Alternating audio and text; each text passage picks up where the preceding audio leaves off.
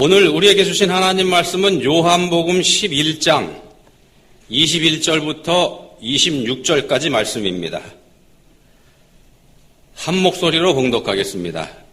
마르다가 예수께 여짜오되 주께서 여기 계셨더라면 내 오라버니가 죽지 아니하였겠나이다. 그러나 나는 이제라도 주께서 무엇이든지 하나님께 구하시는 것을 하나님이 주실 줄을 아나이다. 예수께서 이르시되 내 오라비가 다시 살아나리라.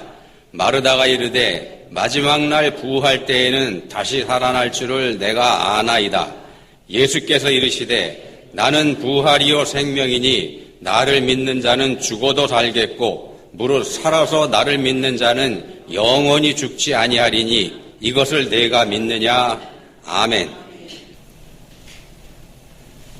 하나님께서 에스겔 선지자를 환상 중에 어떤 골짜기로 이끌고 가셨습니다. 골짜기 이렇게 보니까는 마른 뼈가 사방에 가득한 그런 골짜기였더랬습니다. 뼈가 말랐다고 하는 거는요, 죽은 지 이미 오래됐다 그런 뜻이죠. 모양은 여전히 뼈 형태를 갖추고 있긴 합니다만 사실상 뼈로서의 어떤 역할도 할 수 없는 상태. 그러니까 힘을 조금 더 주면은 부스러져 버릴 그런 지경에 이른 것. 그게 바로 마른 뼈의 상태입니다. 전에는 살아 있었지만 생명이 떠난 지 이미 오래돼서 아무짝에도 쓸모없는 상태. 모양만 뼈지 사실은 뼈가 아닌 그런 상태입니다. 하나님께서는 그런 뼈들에게 말씀을 전하라 이렇게 에스겔 선지자에게 명령을 하십니다. 생명의 기운이라고는 전혀 없는 마른 뼈가 말을 알아들을 수나 있을까? 근데도 하나님께서는 말하라 이렇게 명령을 하십니다. 에스겔이 이 명령에 순종해서 하나님 말씀을 대언했을 때 기적이 일어나죠. 골짜기에 흩어져 있던 뼈들이 서로 움직여서 짝을 맞춥니다. 그리고 짝이 맞춰진 그 뼈 위에 힘줄이 생기고 거기에 또 살이 덮이고 가죽이 덮여서 사람이 됩니다. 사람이 됐지만 아직 그 안에 생명은 들어있지 않은 상태. 하나님께서 그 상태에서 한 번 더 명령을 하시죠. 말씀을 전하라. 생기야 사방에서부터 와서 이 죽음을 당한 자에게 붙어서 살아나게 하라. 에스겔 선지자가 하나님의 명령대로 순종해서 따랐더니 사람이 된 마른 뼈에 생기가 들어왔고요. 살아서 일어나는 놀라운 기적이 일어납니다. 하나님이 생명의 주인이시고 또 그 하나님의 말씀이 얼마나 위대하고 또 얼마나 큰 능력을 가지고 있는지 그걸 알게 하는 장면입니다. 에스겔 37장에 있는 내용이죠. 자, 이 놀라운 역사가 이런 말씀으로 시작이 됩니다. 이 기사가요. 너희 마른 뼈들아 여호와의 말씀을 들을지어다. 여호와의 말씀을 들을지어다. 그리고 그 말씀은 이런 약속으로 이어집니다. 내가 생기를 너희에게 들어가게 하리니 너희가 살아나리라. 너희가 살아나리라. 너희 속에 생기를 넣으리니 너희가 살아나리라. 너희가 살아나리라. 하나님 약속에는 능력이 있습니다. 전능하신 하나님의 약속이기 때문에 능력이 있는 거고요. 전능하신 하나님의 약속이 한 거기 때문에 그 약속을 방해하거나 약속이 이루어지는 걸 막을 수 있는 그런 존재는 아무도 없습니다. 그렇기 때문에 하나님께서 약속하신 건 무조건 이루어지는 겁니다. 그래서 하나님의 약속은 곧 성취가 됩니다. 그 약속은 우리한테 올 때 말씀을 통해서 옵니다. 말씀으로 우리에게 주어집니다. 그래서 하나님의 말씀에는 능력이 함께한다. 그래서 우리가 이렇게 얘기를 합니다. 그래서 마른 뼈가 살아나는 이야기의 마지막 말씀이 이렇게 됩니다. 너희 속에 생기를 넣으리니 너희가 살아나리라. 너희가 살아나리라. 그리고 말씀이 이렇게 해집니다. 또 내가 여호와인 줄 너희가 알리라. 여기서 말씀합니다. 내가 여호와인 줄 너희가 알리라. 이 기적의 목적이 바로 여기 있는 겁니다. 마른 뼈가 살아나는 기적을 보이신 목적이 여호와 하나님을 알게 하시려는 데에 있다. 이렇게 하면서 이 기적 이야기가 마무리가 됩니다. 하나님이 그들을 마른 뼈를 다시 살리신 거 이걸 알게 해서 하나님이 하신 걸 알게 해서 하나님이 살아계신다는 거 이 사실을 알게 하고 그 하나님이 어떤 분이신지 그걸 알게 하시려는 목적이 이 기적을 일으키신 데에 있다는 겁니다. 우리 인류의 역사에서 최고의 두뇌로 꼽는 분, 누구라고 생각하십니까? 아인슈타인 박사가 있죠. 이분을 인류 역사상 최고의 두뇌 이렇게 꼽는데 이분이 이런 말을 했습니다. 사람에는 두 종류의 사람이 있다. 한 가지 종류는 기적 같은 건 없다 이렇게 생각하는 사람이고, 또 한 부류의 사람은 모든 일이 다 기적이다. 이 두 가지가 있다는 겁니다. 아인슈타인 박사가 한 얘기입니다. 최고의 과학자가 한 말. 기적과 과학은 서로 반대쪽에 있는 것 같은데 그렇게 우리는 생각합니다만 최고의 과학자는 기적과 과학을 하나로 보고 있는 겁니다. 그러면서 이런 말까지 이분이 했습니다. 과학자로서 믿음이 없는 사람은 진정한 과학자가 아니다. 과학자가 믿음 갖기 어려울 것 같은데 이분은 거꾸로 얘기합니다. 과학자로서 믿음이 없는 사람은 진짜 과학자가 아니다. 과학이라고 하는 거는요, 하나님께서 창조하신 피조세계, 그러니까 이 우주 안에 존재하는 법칙을 발견하고 그걸 이론화하는 거지 않습니까? 현상을 관찰합니다. 그리고 그게 왜 그렇게 되는지 그걸 이론적으로 밝혀내는 게 과학이 하는 역할이지 않습니까? 그래서 법칙이라는 걸 찾아냅니다. 예를 들면 에너지 보존의 법칙, 만유인력의 법칙, 또 다른 면에서는 뭐 피타고라스의 정리, 이런 것들, 우리가 잘 알고 있는 이런 것들이 거기에서 다 나오는 겁니다. 관찰하고 그 관찰한 걸 이론화한 거. 왜 그렇게 되는지. 근데 관찰할 수 있는 현상에만 집중하면서 그게 그렇게 돼 있는 그것만 보면서 바꿔 말씀드리면은요, 눈에 보이는 거기에만 집중을 하면서 정작 그걸 만들어 놓으신 하나님을 알지 못한다. 그렇다 그러면은 이건 겉만 보고 속은 보지 못하는 절름발이 지식에 해당된다. 아인슈타인 박사가 한 얘기가 바로 이겁니다. 마치 앞에서 말씀드린 에스겔 37장 마른 뼈 기적에 대해서 말씀을 드리면은 현상만 보고, 그러니까 뼈들이 맞춰져서 사람으로 살아서 일어나는 그 현상만 보고 감탄만 할 뿐, 그걸 누가 한 건지 거기에 대해서는 무시해버리는 어리석음과 같다. 이 얘기를 아인슈타인 박사가 한 겁니다. 믿음이 없는 과학자는 그래서 진짜 과학자가 아니라 이런 말을 한 겁니다. 과학은요, 반복되는 사건, 항상 그렇게 되는 거, 그걸 설명하는 겁니다. 반복되는 사건이 과학의 대상이 됩니다. 매일매일 해가 뜨고 집니다. 계절에 따라서 꽃이 폈다가 졌다가 이런 현상이 나타나죠. 계속 반복이 됩니다. 과학이 하는 게 왜 그렇게 되는지 그걸 밝히는 게 과학이 하는 역할입니다. 단 한 번만 있는 사건, 과학이 다룰 수가 없습니다. 단 한 번만 있는 일, 그러니까 우리가 기적이라고 얘기하는 거, 특히 예수님의 부활, 이건 과학이 다룰 수 있는 영역이 아니라는 겁니다. 관찰이 불가능하기 때문에 관찰로 시작하는 과학의 영역에서 완전히 비켜나 있습니다. 이런 걸 우리는 신비라고 얘기합니다. 신비를 인정하는 게 과학자의 자세라는 걸 아인슈타인 박사가 지적한 겁니다. 성경의 기적에 과학을 들이대가지고 이러니 저러니 하는 거, 그것처럼 어리석은 짓이 없다는 겁니다. 나사로가 병들었습니다. 마르다와 마리아가 급하게 예수님에게 사람을 보냅니다. 주여 보시옵소서, 사랑하시는 자가 병들었나이다. 빨리 와서 고쳐달라 이 얘기죠. 빨리 와서 고쳐달라. 사랑하시는 자가 병들었나이다.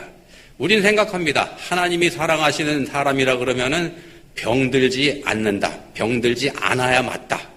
우리가 생각하는 게 그겁니다. 혹시 잘못돼서 실수로라도 병이 든다고 해도 하나님이 즉시로 고쳐주셔야 된다. 이게 우리가 가지고 있는 생각이고 우리 믿음이죠. 병이야 누구나 걸릴 수 있는 거기 때문에 혹시 주께서 사랑하시는 자가 병에 걸렸다고 할지라도 고쳐주셔야 된다. 자, 나사로의 동생들, 그러니까 마르다와 마리아, 이 사람들도 우리하고 똑같은 그런 믿음을 가진 사람들입니다. 그래서 예수님께 연락을 한 거죠. 주께서 사랑하시는 자가 병들었나이다.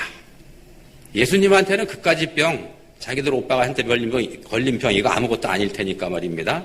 그런 믿음이 마르다와 마리아에게 있기 때문에 예수님께 연락을 드린 겁니다. 근데 나사로가 병들었다는 소식을 들은 예수님은 태연하십니다. 이 병은 죽을 병이 아니라 하나님의 영광을 위하며 하나님의 아들이 이로 말미암아 영광을 받게 하려 함이라. 예수님 딱 잘라 말씀하십니다. 이거 죽을 병 아니다. 이렇게 말씀하셨습니다. 그리고는 거기서 그냥 앉아 계십니다. 이틀에 그냥 더 거기 머물러 계시죠. 일부러 그렇게 하시는 겁니다. 근데 그동안에 나사로가 죽어버렸습니다. 나사로는 죽어버렸고 나사로가 죽은 지 나흘이나 지나서야 비로소 예수님이 나사로가 있는 베다니에 도착을 하시게 됩니다.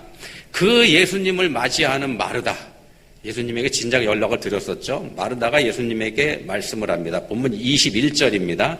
이렇게 얘기하죠. 주께서 여기 계셨더라면 내 오라버니가 죽지 아니하였겠나이다. 뭐냐 하면은요, 오빠가 죽기 전에 빨리 오셔서 병을 고쳐주셨어야지 왜 이렇게 늦게 오신 겁니까? 라는 일종의 서운함이 담긴 그런 말일 겁니다. 예수님을 잘 알고 있는 마르다는 예수님께서 그 정도 병은 얼마든지 고칠 수 있다, 이거 알고 있고 또 그거 믿고 있죠. 그래서 병에 걸렸을 때 급하게 사람을 보냈던 거고요. 근데 예수님이 빨리 안 오셨습니다. 그래서 오빠가 죽었고, 자, 원망이 담긴 말을 들으신 예수님이 아주 쉽게 이렇게 대답을 하십니다. 내 오라비가 다시 살아나리라. 이 말씀을 들은 마르다의 심정이 어땠을까요? 내 오라비가 다시 살아나리라. 어쩌면 더 화가 났을 것 같습니다. 그래서 마르다가 이렇게 대꾸를 합니다. 마지막 날 부활 때에는 다시 살아날 줄을 내가 아나이다.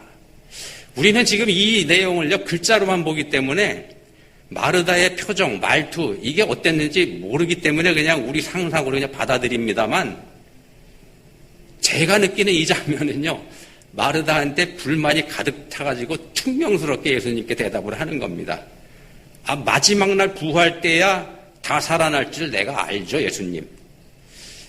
그래서 마지막 때는 당연히 모두가 다시 살아나가지고 심판도 받고, 그래서 천국으로 가든지 지옥으로 가든지 이거 하는 거, 그거 내가 아는데, 근데 예수님 그게 지금 이 상태에서 무슨 도움이 된다고 그 말씀을 하시는 겁니까? 제가 보기에는 딱 분위기가 이렇습니다. 자, 믿는 사람이 천국에 가는 거 알고 있고 또 믿고 있지만 지금 당장의 삶이 힘들고 고달픈데, 내가 그리스도인이 돼가지고 구원받아서 장차 천국에 들어갈 거, 그래서 행복하게 살 거, 내가 그거 알고 있긴 하는데, 근데 지금 내 현실의 내 삶은 고달프고 힘들고 괴로운데 그냥 천국만 바라보고 열심히 살아라, 이렇게 얘기한다 그러면은 그게 뭐냐는 거죠. 우리가 그런 불만 가지고 있죠. 똑같은 겁니다. 하나님의 자녀인 내가 이 세상에서 행복하게 살아야 되고 평안하게 살아야 되고 잘 살아야 되고 그래야 하나님께도 영광이 되는 거 아닙니까? 그게 우리의 생각입니다. 근데 내 모양, 내 형편을, 내 꼴을 보니까 영 아니라는 거죠. 우리가 그래서 불평하고 불만 가질 때 많이 있지 않습니까? 에스겔서에 나오는 마른 뼈, 여기서 보면은요, 마른 뼈에 보면 이제 말랐다는 거기 뜻이 들어가 있지 않습니까? 말랐다고 하는 이 단어를 원어로 보면은 야베시라고 하는 단어를 썼습니다. 히브리 언어로 야베시. 이게 무슨 뜻이냐면은 말라 비틀어져서 희망이라고는 전혀 없는 상태, 그런 상태를 뜻하는 단어입니다. 근데 이 단어가요, 똑같은 단어가 어디에 또 나오냐 하면은 욥기 13장에 나옵니다. 욥이라는 사람 아지 않습니까? 극심한 고통 중에서 울부짖죠. 하나님께 하소연하는데 그 중에도 이 단어가 한 번 쓰입니다. 이렇게 얘기합니다. 욥이. 주께서 어찌하여 날리는 낙엽을 놀라게 하시며 마른 건물을 뒤쫓으시나이까. 다시 읽어드리죠. 주께서 어찌하여 날리는 낙엽을 놀라게 하시며 마른 건물을 뒤쫓으시나이까. 낙엽도 마른 건물도 이미 생명이 없는 상태죠. 마른 뼈처럼 말입니다. 작은 바람에도 저항하지 못하고 이리저리 불려 날려달리는 게, 그게 이제 낙엽과 마른 건물의 형편이고 공통점입니다. 욥이 자기 자신을 거기에다 비교하고 있습니다. 재산도 모두 잃어버렸죠. 가족도 다 사라져 버렸습니다. 다 잃었습니다. 주변에 있는 가까운 사람들까지도 모두 다 욥을 버리고 떠나버린 상태, 그런 상태입니다. 거기다가 몸에는 머리끝부터 발끝까지 몹쓸 병이 생겨서 그 병으로 인한 극심한 고통 속에서 살 소망까지 잃어버리고 고통하면서 신음하고 있는 그런 상태가 욥의 형편입니다. 자, 이미 말라버린 건물에도 비교할 수 없는 비참한 처지가 되어 있는 욥이 자기 형편을 그렇게 빗대서 얘기하는데, 그렇게 형편없는 자기 형편에다가 거기에다가 하나님께서는 극심한 피부병으로 인한 통증까지 더하셔가지고 한시도 평안이 없도록 그렇게 만들어버리신다는 겁니다. 그걸 노래한 겁니다. 그 고통을 호소할 때 이 야베시라고 하는 단어, 똑같은 단어를 욥이 사용을 했습니다. 자, 본문에 마르다가 느끼는 절망감이 이거하고 닮아 있다는 말씀을 드리는 겁니다. 평생 의지하고 살았던 오빠가 죽어버렸으니까는요. 집안에 기둥이 사라져버린 거죠. 빨리 와주시지 않으신 예수님에 대한 서운함이 마르다에게 있다는 겁니다. 우리도 살아가면서 종종 이런 절망감 느끼지 않습니까? 하나님께서 날 도와주셔야 되는데, 꼭 도와주셔야 되는데, 내가 하나님의 자녀이기 때문에 당연히 나 도와주셔야 되는데, 근데 도와주시기는커녕 내가 아무리 울부짖고 기도를 하고 호소를 해도 대답하지도 않으시고 그냥 침묵하시는 답답하고 절망적인 상태, 우리가 다 그런 거 경험합니다. 경험하지 않으신 분이 계신다면 복된 분이죠. 자, 그런 상태에서 네 오라비가 다시 살아나리라, 이런 말을 우리에게 한다 그러면은 이게 공허하게 들릴 수밖에 없다는 겁니다. 희망을 주기는커녕 원망만 오히려 더 쏟아낼 수 있는 그런 상태가 될 수 있다는 겁니다. 자, 이 병은 죽을 병이 아니라 하나님의 영광을 위하며 하나님의 아들이 이로 말미암아 영광을 받게 하려 함이라. 자, 우리의 고난 속에는 하나님의 뜻이 있다는 겁니다. 우리가 받는 고난 속에 하나님의 뜻이 있습니다. 심지어 우리의 죽음에도 하나님의 뜻이 있습니다. 그리스도인이 죽는 거, 여기 하나님 뜻이 있습니다. 뜻이 있으시기 때문에 사랑하시는 우리가, 하나님께서 우리는 사랑하시는 우리가 고난을 받게 하시고, 사랑하시는 우리가 이 세상에서 어려움을 당하게 하시고, 사랑하시는 우리가 이 세상에서 죽임을 당하게 하시고, 그렇게 하신다는 겁니다. 하나님 뜻이 있으셔서 그렇게 하신다는 겁니다. 이 말이 앞뒤가 맞지 않는 것 같습니다만 아닙니다. 앞뒤가 맞지 않는 것 같습니다만 앞뒤가 딱 맞는 말씀입니다. 빌립보 3장에서 바울 사도는 이런 고백을 합니다. 내가 그리스도와 그 부활의 권능과 그 고난에 참여함을 알고자 하여 그의 죽으심을 본받아 어떻게 해서든지 죽은 자 가운데서 부활에 이르려 하노니, 바울 사도는요, 부활의 영광에 자기가 들어가기 위해서 예수님의 죽으심을 본받는다, 이렇게 고백을 합니다. 죽으심을 본받는다. 무슨 말입니까? 부활을 하려면은요, 부활의 영광을 누리려면 먼저 죽어야 된다는 겁니다. 죽음이 먼저 있어야 그 다음에 부활입니다. 죽은 사람이 다시 살아나는 게 부활이지 않습니까? 죽지 않으면 부활도 없습니다. 죽지 않은 사람이 다시 살아날 수 없는 거니까. 나사로가 다시 살아나기 위해서는 이 사람이 먼저 죽어야 됐던 겁니다. 사랑하는 나사로가 죽게 내버려 두셨던 이유가 바로 그겁니다. 주께서 사랑하시는 자, 이렇게 돼 있지 않습니까? 사랑하는 자를 다시 살리시려고 작정하셨기 때문에 나사로가 죽을 때까지 기다리신 거죠. 죽은 지 나흘이나 지난 사람을 살려내는 기적을 통해서 하나님의 영광을 드러내시려는 거, 그게 예수님의 목적이었더랬습니다. 우리는 죽지 않고 부활에 이르고 싶어 합니다. 바꿔 말씀드리면 우리는 이 세상에서 우리가 예수 믿고 구원받으면 이 세상에서 고생하지 않고 곧바로 천국에 들어가고 싶어 합니다. 그렇지만 죽음이 없는 부활은 없습니다.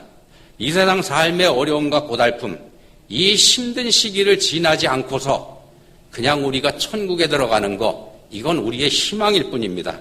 그 과정을 반드시 지나야 되기 때문에 하나님께서는 우리한테 그 과정을 이 세상 가운데서 겪게 하신다는 겁니다. 우리 믿는 하나님의 백성들한테 고난이 있고 고통이 있는 이유가 바로 그겁니다. 그걸 통해서 하나님이 나와 함께 하시는 거, 그걸 우리가 알 수 있기 때문에 그렇게 하시는 겁니다. 애굽에서 해방돼서 나온 이스라엘 사람들, 광야에서 40년 동안 엄청난 고생을 하면서 살게 하셨습니다. 그것도 바로 똑같은 이유입니다. 하나님이 그들과 함께하고 계신다는 것, 이걸 알게 하시려는 목적이 광야 40년 동안 이스라엘 사람들이 방황하게 하셨던 거기에 목적이 있었던 겁니다. 하나님께서 그런 목적이 있기 때문에 그렇게 하십니다. 우리한테 힘든 시간이 지나게 하십니다. 근데 그렇지만 세상은요, 세상에서 역사하고 있는 마귀는 그 고난의 과정에서 우리한테 의심하는 마음을 갖게 합니다. 하나님 믿지 못하게 만들어버리죠. 믿지 못하게 하는 강력한 도구로 사용하는 게 협박이고 핍박이고 고난이고 환난이고 그런 것들입니다. 죽은 지 나흘이나 지난 나사로를 예수님이 살려내셨지만 세상은 그 일 때문에 예수님에게 환난을 줍니다. 핍박을 더하죠. 그 일을 겪은 사람들 같이 고통을 받게 합니다. 나사로를 살려낸 이야기의 끝부분, 우리가 살펴보는 본문도 나사로를 살려내는 그 이야기 중에 있습니다. 요한복음 11장. 요한복음 11장의 마지막 부분에, 거의 끝부분에 가면 이런 말씀이 나옵니다. 이날부터는 그들이 예수를 죽이려고 모의하니라. 예수님이 죽은 나사로를 살려내셨는데 죽은 나사로를 살려내신 그 예수를 죽이려고 모의하더라는 겁니다. 하나님께 영광이 되고 또한 예수님에게도 영광이 되는 일, 그리고 죽은 자를 다시 얻은 마르다와 마리아를 비롯한 그의 가족들, 그리고 이들을 사랑하는 많은 사람들을 행복하게 해준 그 일 때문에 예수님은 이제 세상의 권력자들에게 제거의 대상으로 올라갑니다. 살려둬서는 안 되는 사람, 이렇게 낙인이 찍히게 되죠. 그리고 실제로 이로부터 불과 며칠이 지나지 않아서 예수님은 붙잡혀가지고 십자가에 달려 죽임을 당하시게 됩니다. 하나님을 대적하는 세상의 권세는 우리에게서 소망을 뺏어가 버리는 겁니다. 우리가 하나님에 대한 믿음을 갖지 못하게 방해합니다. 의심하게 만듭니다. 그때 쓰이는 도구가 이 세상 가운데서 어려움, 환난, 고통 이런 것들입니다. 죽은 사람이 다시 살아나는 거, 그건 과학이 아니다 이렇게 얘기해버립니다. 과학을 하나님보다 더 높게 올려두는 게 그게 이 세상에서 하는 방법이죠. 그렇지만 세상이 그렇게 자랑하고 신뢰하고 있는 과학이라고 하는 거는요, 얘는 날마다 발전하는 겁니다. 과학은 날마다 발전합니다. 날마다 발전한다 제가 이렇게 말씀드렸는데 날마다 발전한다 그러면 우리는 좋은 걸로 이렇게 받아들입니다만 아닙니다. 전혀 아닙니다. 날마다 발전한다는 얘기는요, 아직 불완전하다는 얘기입니다. 완전하지 못하기 때문에 날마다 발전해야 되고 날마다 성장해야 되는 겁니다. 그게 과학입니다. 아직 갈 길이 멀다는 겁니다. 근데 그렇지만 우리 하나님은 완전하신 분이죠. 처음부터 완전하신 분, 처음부터 온전하신 분, 처음부터 완벽하신 분, 그런 분이 하나님이십니다. 하나님께는 더 발전해야 될 거 없고 더 채워 넣어야 될 부족한 부분, 그런 거 전혀 없는 분이 하나님입니다. 완전하고 완벽하신 분. 자, 그렇게 완전하고 완벽하신 하나님을 불완전한 과학이 어떻게 증명할 수 있겠습니까? 라는 말씀을 지금 드리는 겁니다. 완전하신 하나님께서 우리에게 말씀하십니다. 네 오라비가 다시 살아나리라.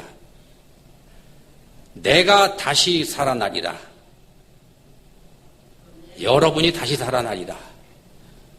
내가 다시 살아나리라. 마른 뼈다귀에 불과한 너희지만 내가 다시 너를 살려낼 것이다.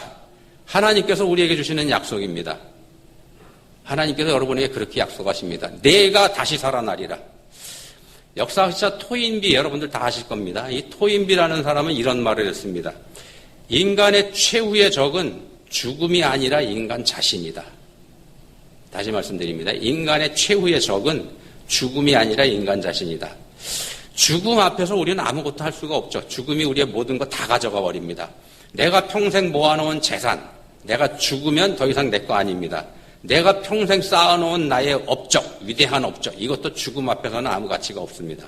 내가 사랑하는 사람까지도 죽음은 다 빼앗아가 버립니다. 죽음 앞에서 우리는 아무것도 할 수 없는 마른 뼈와 같은 존재입니다. 그래서 죽음이 가장 강력한 적인 것처럼 우리는 이렇게 생각합니다. 근데 그 죽음보다 더 무서운 게 우리 안에 있다는 겁니다. 토인비가 지적한 게 그겁니다.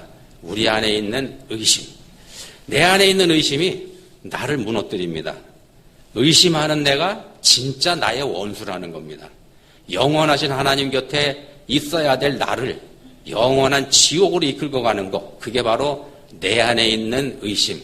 그게 바로 나 자신입니다. 믿지 못하는 나 자신. 내가 나를 망하게 한다는 겁니다. 그 나는 사탄에게 잡혀있는 존재이기 때문에 그렇습니다. 죄가 우리를 사탄에게 매이게 만들었죠. 사탄에게 잡혀있는 나의 자아를 십자가에 못 박아 죽여버려야 됩니다. 사탄이 붙잡고 있는 나의 자아, 그걸 십자가에 못 박아 죽여버려야 됩니다. 못 박아 죽여야 하나님이 사랑하시는 진정한 나로 다시 살아날 수 있기 때문에 그렇습니다. 예수님의 부활은요, 모든 것을 되돌려주는 말 그대로의 복음입니다. 우리에게 가장 큰 복음입니다. 예수님이 죽음을 이기고 부활하셨기 때문에 예수님을 믿는 우리도 예수님과 함께 부활하기에 드리는 말씀입니다. 죽음이 더 이상 우리한테 힘을 쓰지 못합니다. 예수님께서 부활하셨기 때문에. 그래서 우리에게 복음이고 그게 바로 복음입니다. 의심하는 나를 십자가에 못 박아버리면 우리 예수님과 더불어서 나는 부활의 영광에 나가게 돼 있습니다. 예수님께서 부활하셨습니다. 기도하시겠습니다. 하나님 아버지, 우리 예수님은 죽음 앞에서 망설이지 않으셨습니다. 죽음의 고난은 부활의 영광에 비하면 아무것도 아니기 때문에 그지하셨습니다. 이제 주님을 믿는 저희도 우리 예수님처럼 할 수 있으면 좋겠습니다. 부활의 영광을 바라보면서 세상이 주는 고난 앞에 담대할 수 있는 저희가 되게 해주시기 원합니다. 부활하신 주님을 따르는 저희가 다 되게 해주시기 원합니다. 예수님 이름으로 기도합니다. 아멘.